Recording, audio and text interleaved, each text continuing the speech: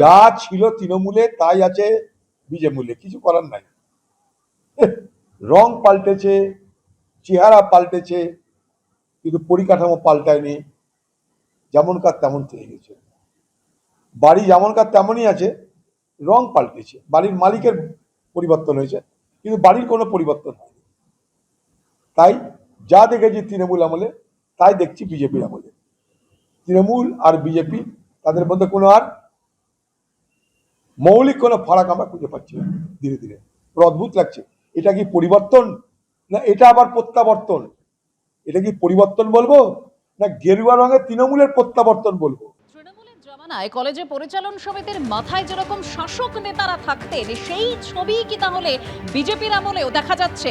247টি কলেজের তালিকা প্রকাশ করেছে উচ্চশিক্ষা দপ্তর, যেখানে কলেজ পরিচালন সমিতির মাথায় শুধু বিজেপির সংসদ বিধায়ক। কলকাতা থেকে জেলা শাসক নেতারাই কলেজ কমিটির মাথায়।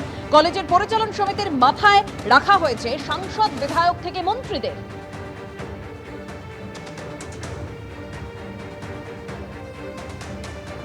হ্যাঁ, সচেতনভাবেই করা হয়েছে।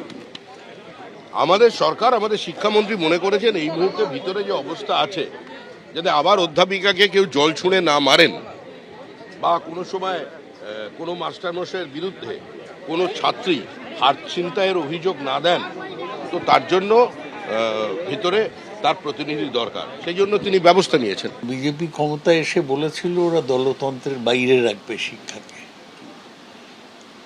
কিন্তু দেখা যাচ্ছে ওদের পার্টির মধ্যে নিশ্চয়ই চাপ ছিল।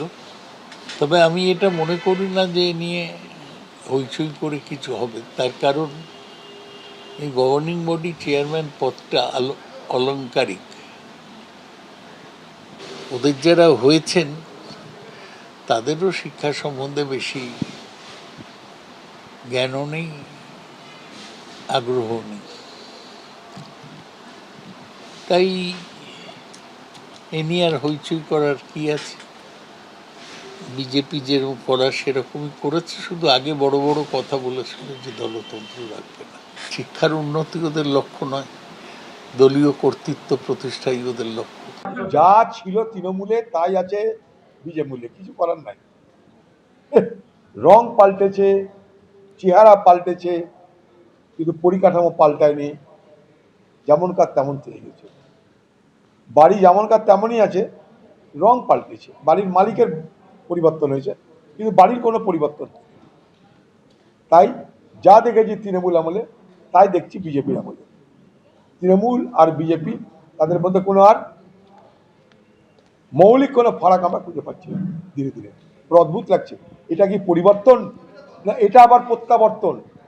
এটা কি পরিবর্তন বলবো, না গেরুয়া রঙের তৃণমূলের প্রত্যাবর্তন বলবো?